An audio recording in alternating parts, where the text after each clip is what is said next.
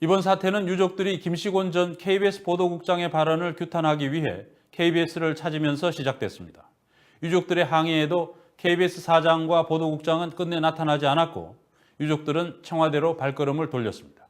KBS는 이후 김시곤 국장이 그런 발언을 한 적이 없다면서 유족들의 오해라는 보도까지 했지만 결국 청와대가 나서자 보도국장은 사퇴했고 사장도 나타나서 사과했습니다. 신동윤 PD가 보도합니다. 나와! 김시곤 나와! 5월 8일 어버이날 밤 세월호 참사 유가족들이 가슴에 카네이션 대신 숨진 자녀들의 영정을 들고 한국 최대 공영방송사인 KBS 앞으로 모였습니다. 그동안 쌓인 KBS 보도에 대한 불만, 그리고 최근 불거진 김시곤 보도국장의 발언 논란 때문이었습니다.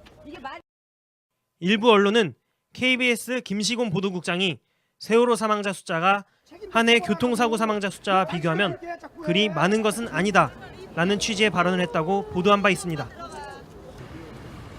KBS는 김 국장이 이런 발언을 한 적이 없다고 부인했습니다. 그러나 유가족들은 KBS의 해명을 믿지 못하겠다며 김 국장의 직접 해명과 KBS 기란영 사장의 사과를 요구했습니다. 이럴 수는 없는 겁니다. 이럴 수는. 이 양반한테 따지러 왔습니다. 우리 다른 분이 아니라 이 양반한테 따지러 온 거예요. 경찰 등이 가로막아 KBS 앞에서 농성을 벌이길 1시간 반. KBS는 유가족 대표 일부만 건물 안으로 들어오겠습니다. 그러나 보도국장과 사장은 끝내 모습을 보이지 않았고 유가족 대표들은 다시 밖으로 나와야 했습니다. 할 것 같았으면 안산에서 와서 사과를 할 때 와서 했을 겁니다. 사람 진 다 빼놓고 지칠 때까지 기다려서 무슨 사과를 해요? 그럼 어떻게 해야 됩니까, 저희는? 청와대로 가야죠. KBS 책임자로부터 아무런 사과도 받지 못한 유가족들은 청와대로 향했습니다. 더 이상 믿을 분은 이제 박근혜 대통령밖에 없기 때문에 한 말씀 드리려고 왔습니다. 그러나 청와대로 가는 골목마다 경찰 경력이 배치됐고 그때마다 유가족들은 차가운 길바닥에 앉아야 했습니다. 억울함을 풀기 위해 청와대로 간다며 길을 열어달라고 무릎까지 꿇고 빌었습니다. 제발 부탁합니다. 제발 부탁합니다. 제발 부탁합니다. 길을 열어주세요. 잠깐 뒤로 가주세요. 제발 부탁합니다. 우리 아이가 마지막으로 공식적으로 부른 노래니까요. 한번 들려드릴게요. 버려지고 찢겨 땀 놓아요도 내 가슴 깊숙이 보물과 같이 간직했다. 날이 밝도록 청와대로 가는 길은 열리지 않았습니다. 유가족들은 그렇게 오전 내내 청와대 앞에서 기다려야 했습니다.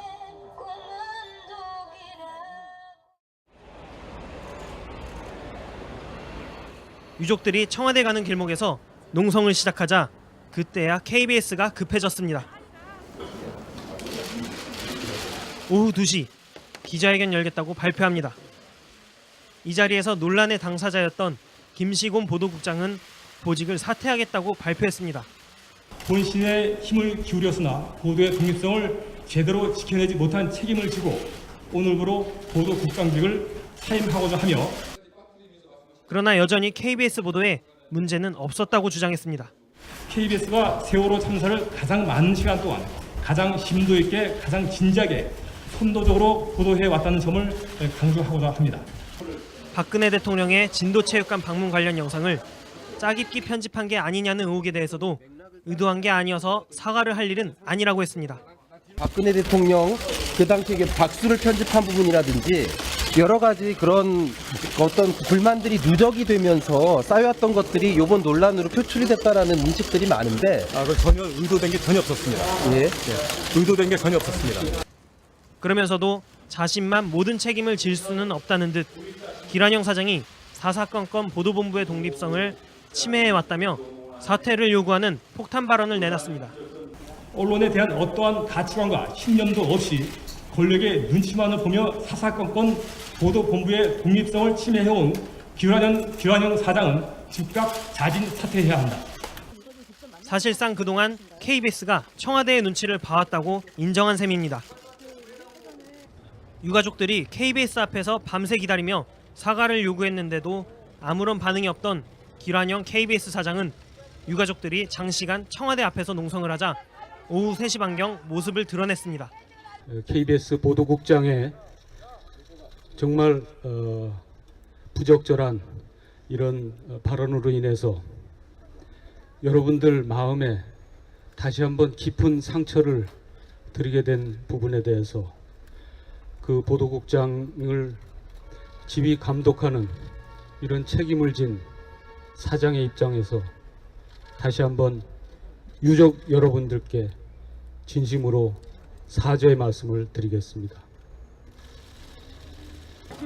KBS 앞에 직접 찾아온 유가족들의 사과 요구는 무시하다가 청와대 앞 농성이 장기화되니 뒤늦게 나타나 사과를 하는 기란영 사장의 행태 자체가 현재 공영방송 KBS의 상황을 상징적으로 보여줍니다.